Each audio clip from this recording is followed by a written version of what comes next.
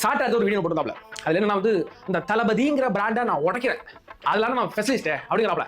சர்க்கார் படத்துல விஜய் ஒரு டைலாக் சொல்லுவாப்ல, நீ பிராண்ட் சொல்லிட்டு அந்த பிராண்டை உடைக்கலன்னா நான் ஸ்பெஷலிஸ்ட் அப்படின்னு சொல்லி பாப்ல. அது விடுத்துக்கு போறாப்ல. அதாவது தளபதிங்கிற பிராண்டை உடைக்க போறாப்லையா, டேய் ஒரே கொசு தொலையா இருக்கு, நான் என்ன பண்றது அப்படின்னு சாட்டா துரைமுருகன் சொல்றாப்ல. விஜய் தளபதி அப்படிங்கிற பிராண்டு இன்னைக்கு நேத்து இல்ல, 33 வருஷமா ஒரு மனுஷன் உழைச்சி அது மூலமா உண்டாக்குனதான் அந்த தளபதிங்கிற பிராண்டு. ஏதோ கண்ணாடி கூட இல்ல, அதை உடைச்சு போட்டு பார்த்து எஃகு கோட்டை 33 வருஷமா ஒரு மனுஷன் உழைச்சு உண்டாக்குன எஃகு கோட்டை தான் தளபதி அப்படின்ற அந்த பிராண்டு. அதை நம்ம ஆளு உடைக்கிறாப்லையா. இதுக்கு முன்னாடி நாம் தமிழ் கட்சி உள்ள சில பேர்லாம் சாட்டை வீடியோ போட்டோம்னா இவங்க மஜாலா குஜாலா ஆயிடுவாங்க. நேரா வந்து ஆச்சு நோக்கிட்டாப்ல, விஜய் பழந்தாப்ல, அவ்வளவுதான் விஜய் கரியரே காடி, அது நோட்டம் போட்டு என்ன சொல்லிடுவோம்ல.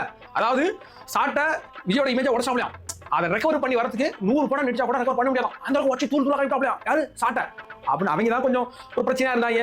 உங்களுக்கு மண்டே எது பிரச்சனையா, அவர் என்ன நினைக்கிறாருன்னா நம்ம ஒரு பெரிய பேச்சாளர், நம்ம விஜயோட இமேஜ் நம்ம உடைச்சிடும் அப்படின்ட்டு அவரே சொல்றாப்ல, இந்த விஜய் இமேஜ் நான் உடைக்கிறேன், விஜய் இமேஜ் இவர் உடைக்கிறாப்லையா. அப்பா வேற லெவலில் வாழ்றீங்களாப்பா, இந்த உலகத்துல எங்களுக்கு ஒரு இடம் கிடைக்காம போச்சுன்னா எங்களுக்கு வருத்தம்.